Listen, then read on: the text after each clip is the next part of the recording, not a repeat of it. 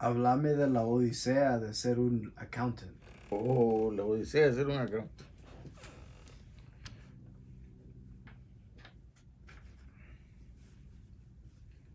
La odisea de ser un accountant. Wow. Es un viaje muy largo, ¿no? Bueno, el tuyo. Sobre todo el mío. Bueno, es un viaje muy largo porque yo aprendí a ser contador ayudándole a mi papá a mover los libros que él trabajaba en las diferentes empresas allá en Nicaragua. So, comencé moviendo libros. En vez de ser tenedor de libros, era movedor de libros. Movía el libro de caja, movía el libro de ventas, movía el libro de pago o el libro de recibo. Porque en aquel entonces, cuando mi papá trabajaba de contador, habían 5 o 6 clases de libros que el gobierno los sellaba y les imprimía su sello para asegurarse de que no hubieran chanchullos en los libros. Todos los libros tenían que haber sido sellados por el gobierno. Y entonces, y estas empresas deberían de tener 5 o 6 libros destinados para todo eso. Tenían un libro de caja, tenían un libro de diarios, tenían un libro de ventas, tenían un libro de gastos, tenían un libro mayor y un libro menor y un libro de acciones. Imagínate, 7 libros y el contador tenía que llevar todos esos libros a mano. Ojo Villar, cuando el contador hacía error, porque todo eso tenía que haber sido escrito en tinta, no en lápiz. Y si el contador hacía error, ojo Villar, tenía que venir el inspector para firmar, para saber, para rubricar de que un error se había cometido.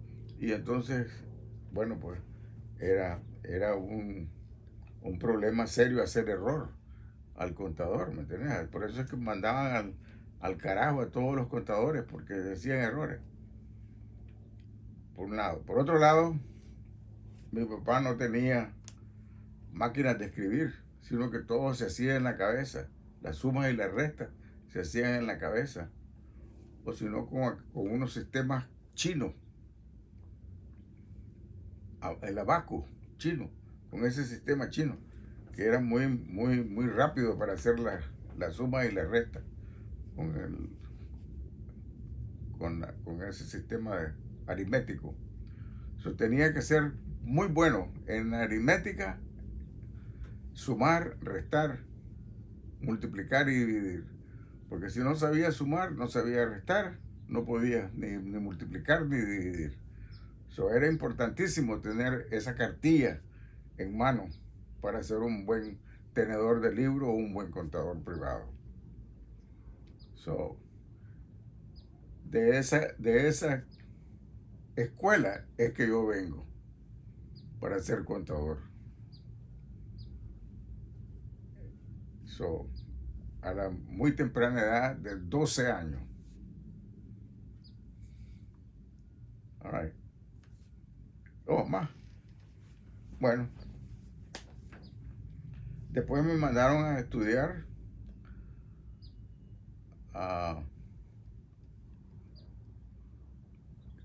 ahí en Nicaragua. Me mandaron a estudiar la aritmética porque en el 6º grado me acuerdo que salimos premiados como 2 o 3 individuos. Salimos premiados porque sabíamos sumar, restar y habíamos tomado una clasecita de álgebra y entonces ya sabíamos de que A más B igual C. Imagínate, álgebra. Eso era cosa del otro mundo.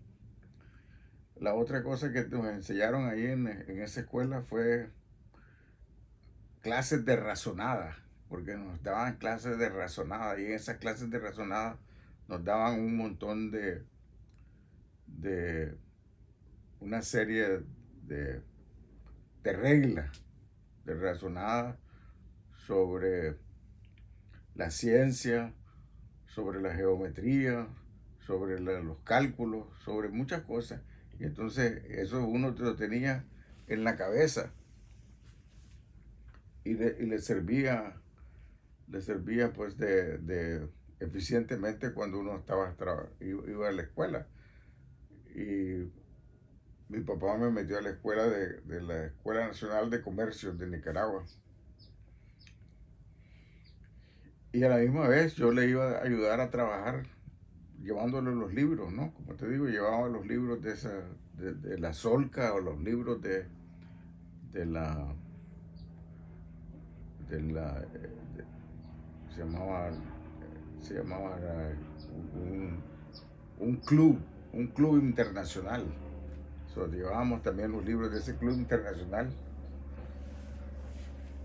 y también llevaban los libros del club Managua, de farmacia Ramos, farmacia Poveda y Madenco. Llevaba un montón de libros, llevaba mi papá. Y entonces yo le ayudaba a llevar todo eso. So, cuando yo llegué a la escuela, al segundo año, tercer año de estar en la Escuela Nacional de Comercio, yo me di cuenta de que yo sabía más físicamente que lo que me estaban enseñando los maestros. Así es de que yo le dije a mi papá, no, ya está, yo no quiero seguir estudiando esto, poneme a trabajar. Entonces me mandaron a trabajar y trabajé en la Compañía Nacional de Seguros de Nicaragua. Trabajé por 5 años y ahí terminé escribiendo, ayudándole a escribir a máquina la tesis del maestro Hernaldo Núñez, que fue el primer contador público de Nicaragua. Y él hizo su tesis de contador público de Nicaragua sobre seguro. Y como yo era el que trabajaba llevando la jornalización de todo esto, entonces yo entendía fácilmente lo que él estaba diciendo sobre cómo era el trabajo del seguro contablemente, cómo era el seguro como un negocio. Nadie lo sabía. Nadie sabía cómo era ese seguro del negocio. Porque el seguro del negocio es una cosa de riesgo. Y ninguna de las personas que estaba ahí tenía ninguna conocimiento sobre esos riesgos. Sino que fue hasta cuando se dieron cuenta de que la compañía estaba pagando más gastos y más riesgo que lo que estaba percibiendo, que se mandaron a traer a un actuario chileno, el doctor Oquita. Y el doctor Oquita llegó y él dijo, oh my God, ¿qué han hecho con esto? Porque la compañía había pagado más gastos y más incendios y más losses, ¿no? Pérdidas, que las acumulaciones de las primas que había recibido. Entonces los reaseguradores, tanto los reaseguradores como los de América, el de Norteamérica, los ingleses y los suizos, los suecos, llegaron y dijeron, esta madre no sirve. Y tuvieron que deshacer la compañía y volverla a reestructurar, volverla a capitalizar. Y entonces el Banco Nacional, vino y lo tomó. They took it over. Y trajeron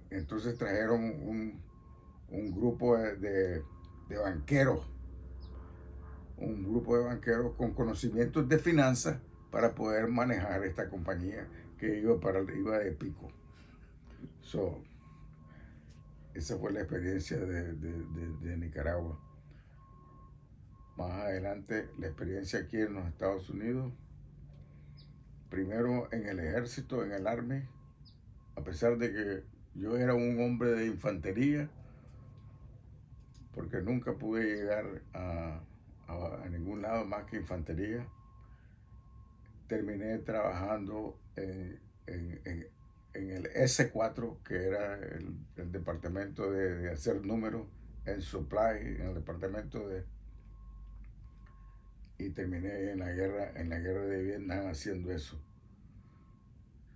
Al final regresé a los Estados Unidos y me dediqué a estudiar contabilidad por 5 años en la universidad, hasta que terminé de contador público autorizado. Me regresé a Nicaragua, vino la guerra, así que tuve que regresar de regreso a los Estados Unidos de nuevo, y me di cuenta que tenía capacidad para ser contador público, y entonces estuve trabajando ahí, más que todo manejando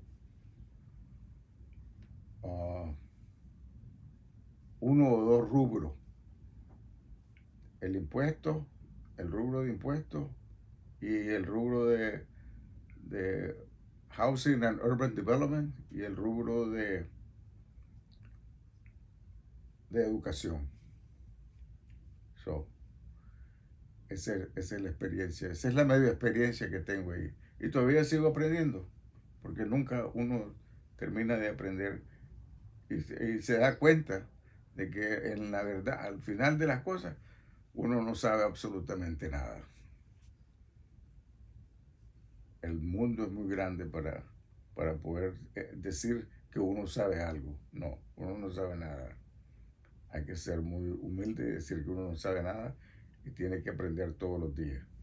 La lección aprendida es de que tenemos que tener ahorro para poder sobrevivir.